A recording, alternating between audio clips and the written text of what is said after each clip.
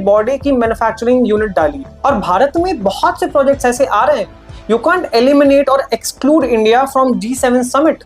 आप उस लैंडस्केप से भारत को बाहर नहीं कर सकते। And more over that, Bharat ने 2019 से 2024 तक हर साल G7 समिट अटेंड किया है, even though we are not member nation. Plus Canada के भारत से जो भी रिलेशंस खराब हुए थे वो पूर्व प्रधानमंत्री जस्टिन ट्रूडो की वजह से हुए थे, जिसने भारत पर हरदीप सिंह निज्जर को मारने के एलिगेशंस लगाए थे। पर अब उम्मीद है भारत के कनाडा के साथ बेटर रिलेशंस होंगे, क्योंकि मां कार्नेगी पैराशूट लैंडिंग हुई है। He is the chosen one by the US deep state, so we will have better relations with Canada in the upcoming future.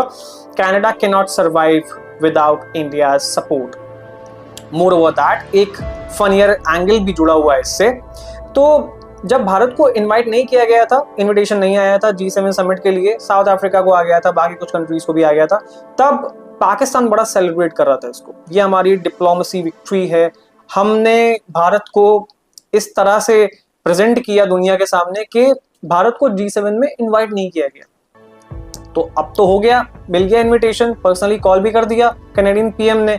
तो भाई पाकिस्तानियों से बस एक ही दरख्वास्त है कि अपने लोन पर ध्यान दो, अपने डेट पे ध्यान दो। अभी जो $3.4 बिलियन का कर्जा लिया है तुमने फिर से चाइना से, J-35, AWACS, HQ-19 जो चाइना से भीख में लिया है उस पैसे से, तो उसको चुकाने के बारे में दिमाग लगाओ, कैसे चुकाएंगे अब, है ना।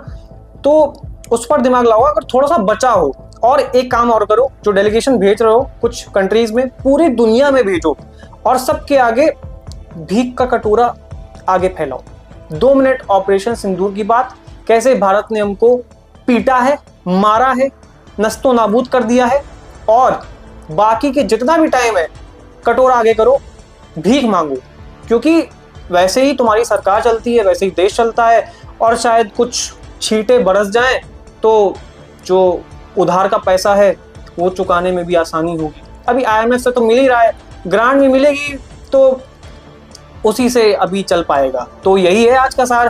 कैनेडियन प्राइम मिनिस्टर के फोन कॉल ने पाकिस्तानियों की खुशी पर पानी फेर दिया। भारत के जो लेफ्ट लिबरल्स थे, कुछ पार्टीज थी, उनकी भी खुशी पर, उनके नैरेटिव्स पर, प्रोपेगेंडा पर पानी फिर गया। अब फिर से इनको कुछ नया मनगढ़ंत कहानी बनानी पड़ेगी, फैब्रिकेट करनी पड़ेगी, ताकि भारत को और नीचे स्तर पर दिखा सकें वर्ल्ड स्टेज में। यही काम है इनका, 2 कौड़ी के लोग हैं, यही करते हैं, इसी से इनका घर चलता है। But we are looking forward to PM Modi in Canada. उम्मीद है